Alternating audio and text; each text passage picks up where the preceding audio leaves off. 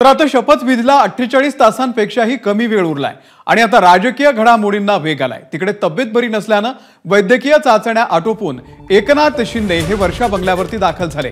काही वेळापूर्वी गिरीश महाजन वर्षा बंगल्यावरती पोहोचले।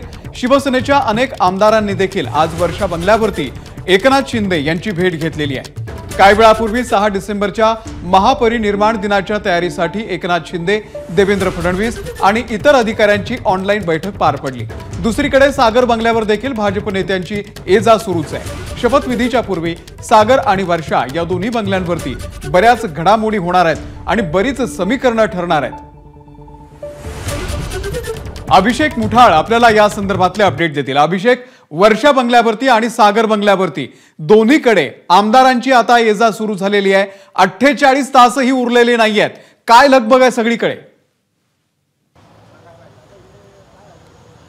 नक्कीच 5 तारखेला शपथविधी पार पडणार आणि त्या अगोदरच कुठेतरी मंत्रिमंडळासंदर्भात कोणाची वर्णी लागणार या संदर्भात देखील आपल्याला चर्चा ज्या आहेत त्या पाहायला मिळत आहेत।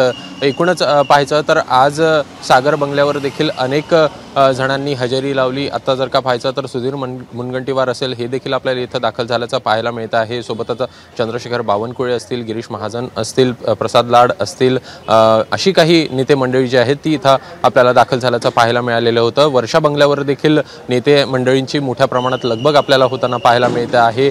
एकूण मुख्यमंत्र्यांची तब्येत जी आहे ती काहीशी खराब होती, मात्र एकूण तब्येत चांगली झाल्यानंतर ते आपल्याला आता वर्षा बंगल्यावर दाखल झाल्याचं पाहायला मिळालं आणि त्यानंतर एकूणच बैठका देखील त्यांनी काही घेतल्याचं आपल्याला दिसतं आहे। सध्याला जर का पाहायचं तर गिरीश महाजन त्यांच्या तब्येतीच्या विचारपूससाठी करण्यासाठी तिथं दाखल झालेले आहेत। सोबतच शीतल म्हात्रे असतील किंवा इतर जे नेते मंडळी असतील, अब्दुल सत्तार असतील, हे देखील वर्षा बंगल्यावर मुख्यमंत्र्यांच्या भेटीसाठी आपल्याला दाखल झाल्याचं पाहायला मिळत आहे। एकूणच 48 तासांहून अधिक कमी कालावधी जो आहे तो शपथविधीसाठी राहिला आणि त्यामुळे कुठेतरी मंत्रिमंडळामध्ये आपली देखील वर्णी लागाव यासाठी देखील अनेक नेते मंडळी आपल्याला या दोन्ही बंगल्यावर दोन्ही निवासस्थानी दाखल होताना दिसत आहेत। हो, अभिषेक, धन्यवाद या संपूर्ण माहितीबद्दल। अपडेट घेत राहू। एबीपी माझा, उघडा डोळे बघा नीट।